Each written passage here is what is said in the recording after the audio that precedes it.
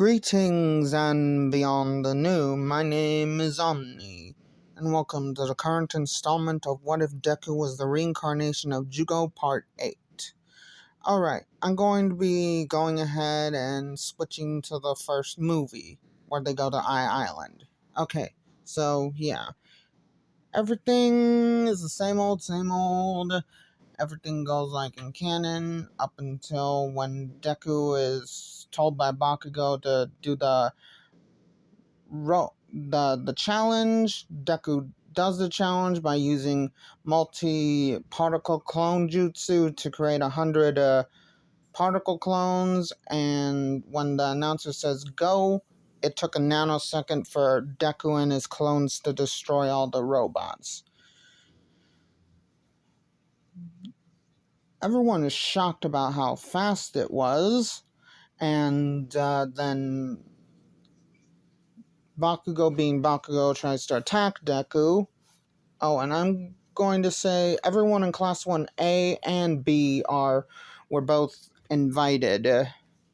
I did, because Melissa really has been told a lot by her Uncle All Might about both classes, and she wants to see if she can help them all out. Okay, so yeah. Anywho, we cut,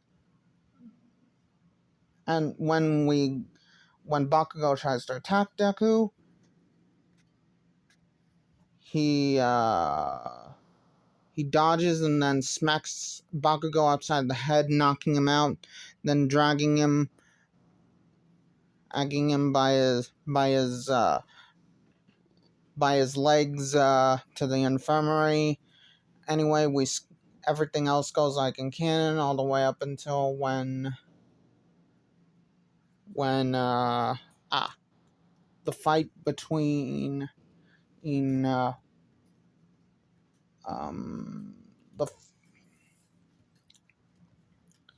Class 1A and Class 1B, when they have their first encounter. So yeah.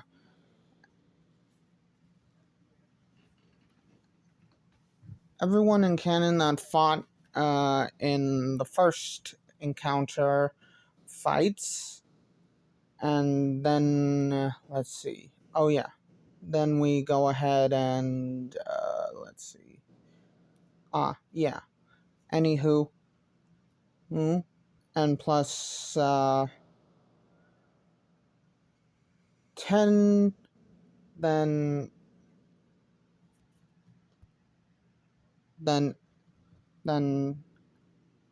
half of Class 1B helps out the first encounter group, and then everyone that was stalled the robots, and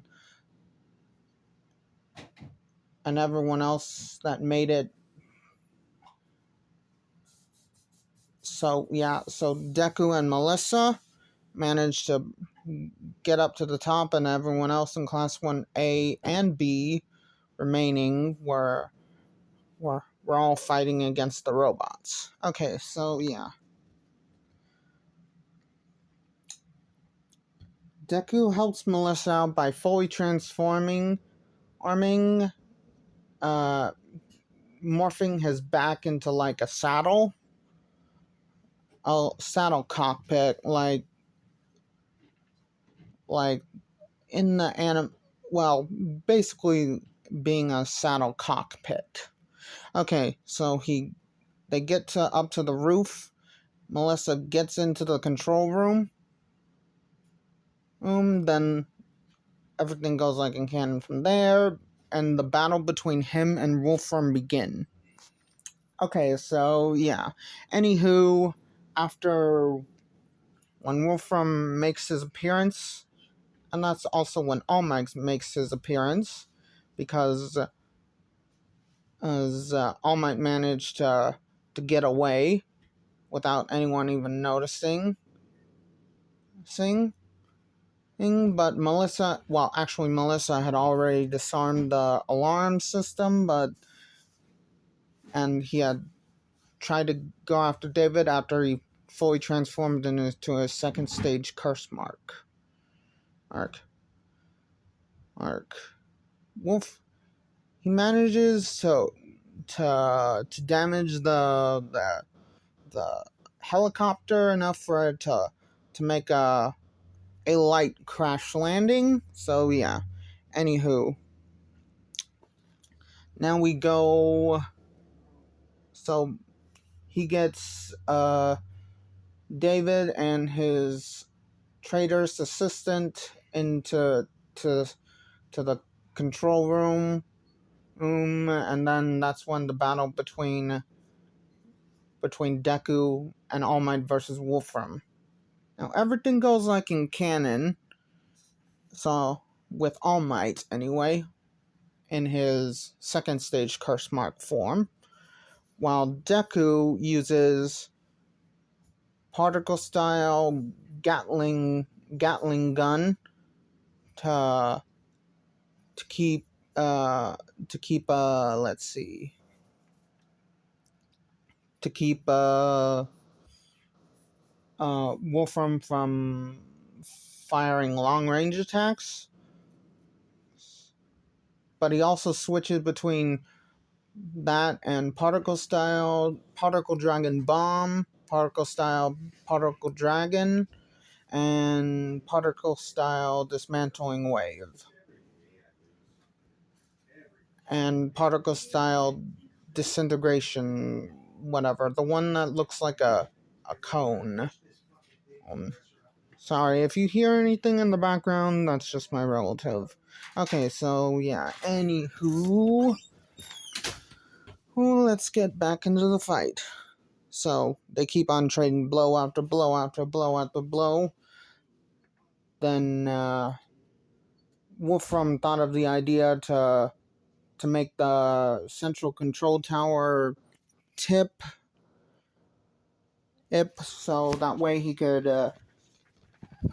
distract Deku and All Might long enough for him to rethink his strategy, which works, and All Might and Deku rush in, save David, Shield, his assistant, and Melissa.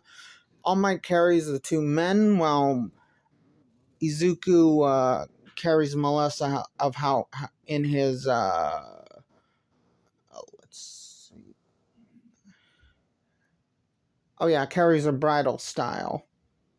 And while he never said his catchphrase to her over one of the summers, she actually remembers this feeling and thinks to herself, "No way, he's that kid that saved me.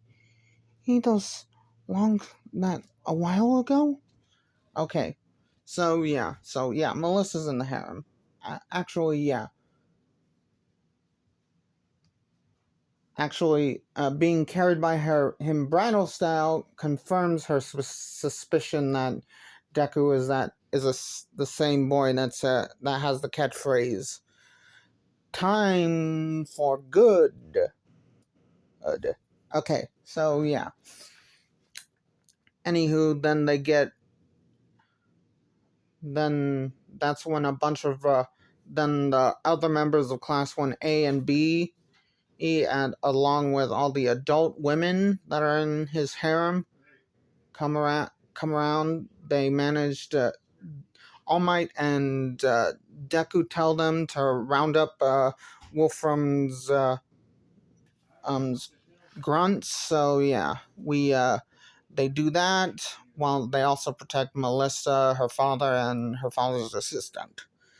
Okay, everything goes like in canon, and then but let's see. Wolfram doesn't get knocked out by the final blow that you see in the movie with them both punching him at once with an uppercut. Then Deku uses to trap in and get his Tsukiyomi world a second outside in the real world, and 24 no the base Okay, so while pushing Tsukuyomi, he can go to 48 hours. So he pushes the Tsukuyomi to to to beat up on Wolf from 42. But every time it's wait, yeah. But it every 24 hours it adds a second. So in pushing it to 42, I mean 48 hours equals 2 seconds in the real world. Okay, so yeah. Anywho, who roll roll from feints from all, and I'll let you decide on what Deku did to him in Tsukiyomi. So yeah. Anywho, everything goes like in canon, and now we skip ahead a week. Blah blah blah blah. Melissa. In that week, Melissa, and her father are told about All Might's secret and how Deku is his successor, and along with Deku and Jugo's backstory. So yeah, then Melissa is given the Heaven curse mark. So those with curse marks are, let's see, Gentle Criminal, La Brava, the Shinso, Eri, Koda, and Melissa. And in our second stage curse mark, Melissa looks like uh looks like a xenomorph queen, except she actually gets about a foot smaller than she is in canon when she's in her second stage curse mark. Okay, so yeah. And if you don't know what a xenomorph is, it's the alien from Aliens versus Predator. Okay, so yeah. Anywho, she transfers to UA in the support course. Every and she also starts training, yada yada yada, and she's actually gifted enough to master her first stage curse mark in that 1 week. So yeah, she's already starting to train in the second stage curse mark now. Okay, and as for Deku, when he's in his regular human form, he can handle, let's see, 60% of One For All, pushing it 65%. But in his full Curse March stage, he can handle, let's see, 70 regularly and pushing himself 75. Okay, so yeah, anywho, who we go to. Oh wait, I forget. Did I give Deku or Ochaka the? No wait, I gave Ochaka the curse mark. I mean One For All. Yeah, I did. Yeah. So currently she can go 50% regularly and 55% pushing herself. Of after training with Gran Torino. Okay, so now everything goes like in canon all the way up to when UA crushing at the licensing again begins.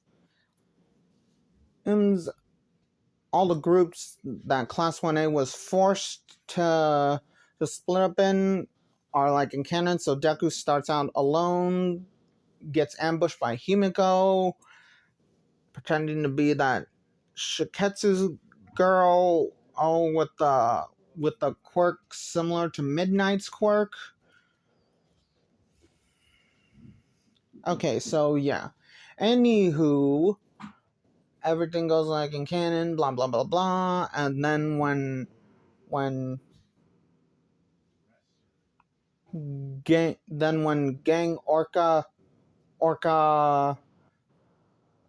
and his minions come along, while his sidekicks turn minions for this exercise, while he turns into a villain for just this exercise. So that's when Deku,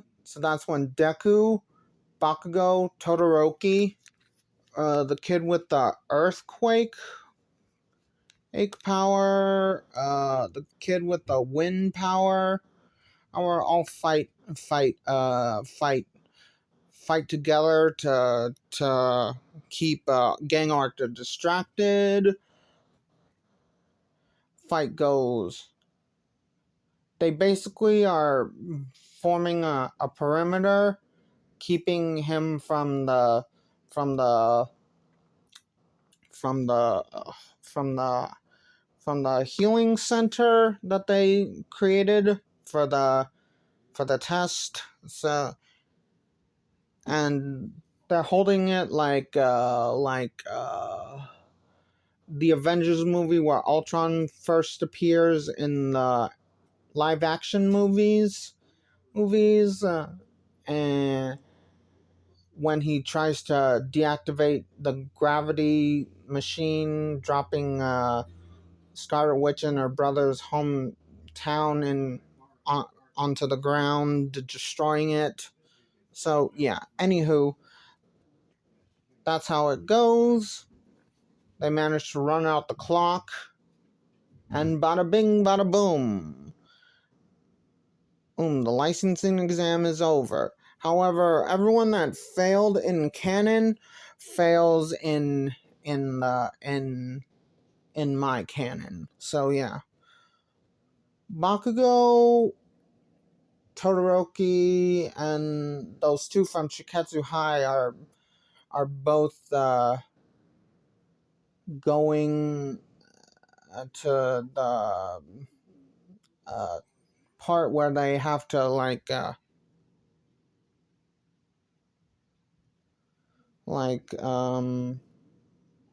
to get extra credit. So yeah.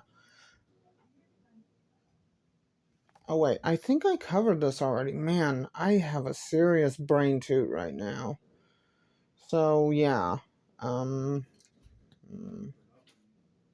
okay, so now I'll cut into the movie with the humanized uh organization as the villains. Okay, so yeah, everything goes like in canon, but when Deku when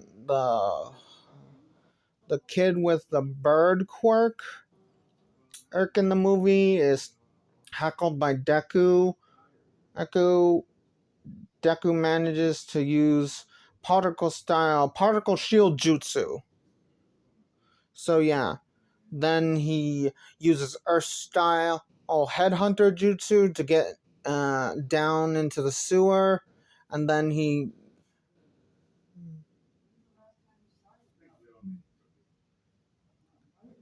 getting him and Rhodey to safety instead of them stealing an abandoned truck. He Deku actually is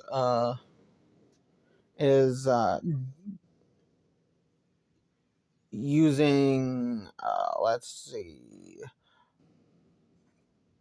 particle style hiding jutsu. So it basically turns him and anyone within mm, anyone that he chooses that is touching him to be invisible, and they jet all the way. And then when they see the humorized agents, let's see, get start attacking those people on the train. Rhodey is sequestered to a safe area while Deku starts fighting off the villains. And so, yeah, that goes. He uses multi particle clone jutsu to evacuate the civilians, while he uses particle style dragon bomb to knock out the two members of Humorized eyes that were attacking them. Then using then his clones distract after they get the civilians out of the way, they distract the humorized agents so Deku could get Rhodey and then go all the way to the humorized main base. Ace, because at that point the heroes had already searched the other bases and blah blah blah blah. Now we skip everything goes like in canon until we get to where Deku versus the guy with the shield quirk, who's the leader of humorized. So yeah.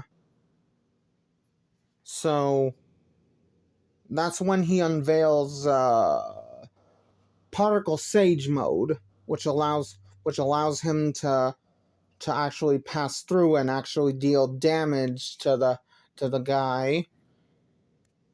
He says, the guy leader of Humorize says, "That's impossible. My quirk can block anything."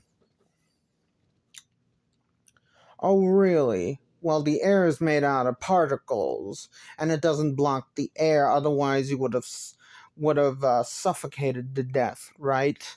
So, in this form, I can now hit you and whack you upside the head. You, you, you dumb ass.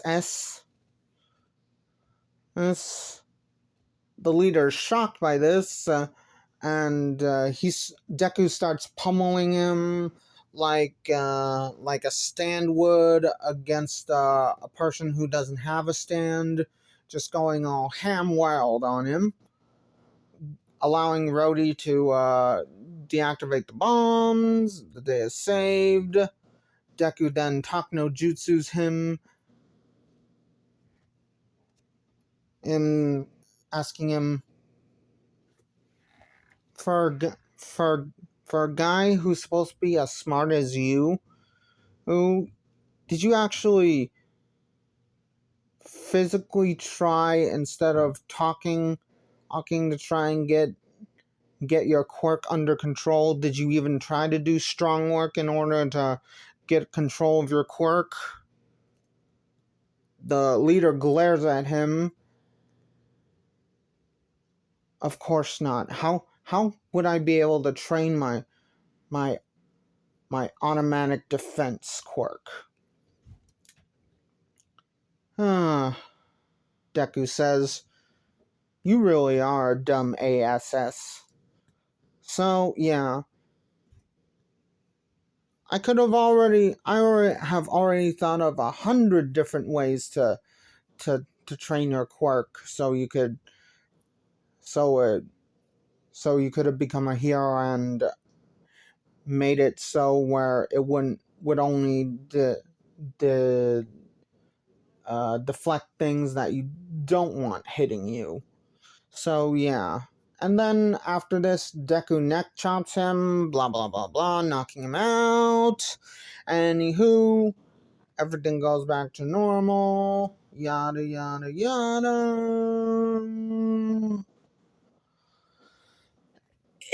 Okay, and now we go into Christmas the Christmas filler episode. Oh, so yeah. Everyone who's in the harem and in class 1A and B are all invited to the Christmas party at UA with all class 1A and B and all the other females in the harem's parents. Everything goes like you would expect. Everyone had an amazing time, basically going at a party that, like, how Luffy and his friends would do after the whole Enies lobby arc, after they defeated CP9, and meaning they partied until they dropped from exhaustion, not caring if they were stepped on and too out of it from exhaustion to even notice who they're gonna be next to. Okay, so yeah. Deku is actually before that, and that starts happening like around 1 in the morning. So yeah, but at midnight, all the girls in the harem tell that tell Deku that they they knew him, that they all met him one summer ago, a long time ago. Deku Deku tells all the girls, "Yeah, I've been waiting for you ladies to remember me. Am I really that forgettable?" And that's when the girls are shocked, saying, "No, it was just a long time ago. We couldn't remember right away." Hey. And then, okay, so yeah. Midnight then suggests, if any of you have the same feelings for him Ochaka does that I also do, how about we all just go and let him have us all? Everyone blushes at this. They'll talk about it. Then when midnight rolls around, they all start fainting. All the girls unconsciously go to Deku when they. So Deku first passes out, and then all the other girls all unconsciously go to him and then pass out.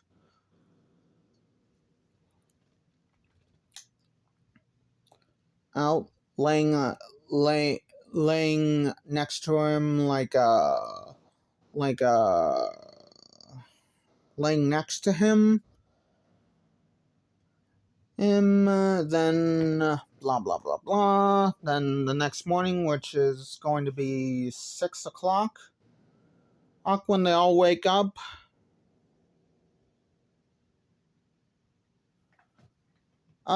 and they're all actually all the girls are hugging each other, while some of the girls that are closest to Deku are hugging him. He blushes and says, "What the heck? Heck, what did I do last night?" All the parents of all the girls are giving Deku the death glare, while his mother and his aunt Mitsuki say, well, Mitsuki says, "Wow, I see you have a harem now." Oh, and then his mom says, then Inko says, "Yes, I'm going to have lots of grandbabies to spoil." Then uh, Bakugo's dad says, now, calm down. I'm sure there's a reasonable explanation for this." Deku then uses a jutsu to jog his memory. Well, the memories of him and all the girls that he passed out. Then all the other girls started unconsciously going to him and passing out. Everyone is satiated by this outcome. So yeah. Anywho, that's what the Christmas episode goes off. Now we do a regular day of school. Well, also, yeah. Anywho, and that's actually where I'm going to be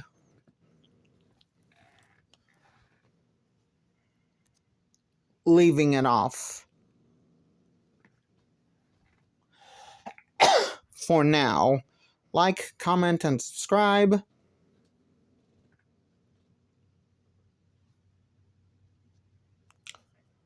It just really helps me out because I'm not doing it for that. I'm doing it to do things my own way and get my creative juices out. And yes, I said juices. Anywho, Ooh, this is part 9 of What If Deku Was the Reincarnation of Jugo. Anywho, bye!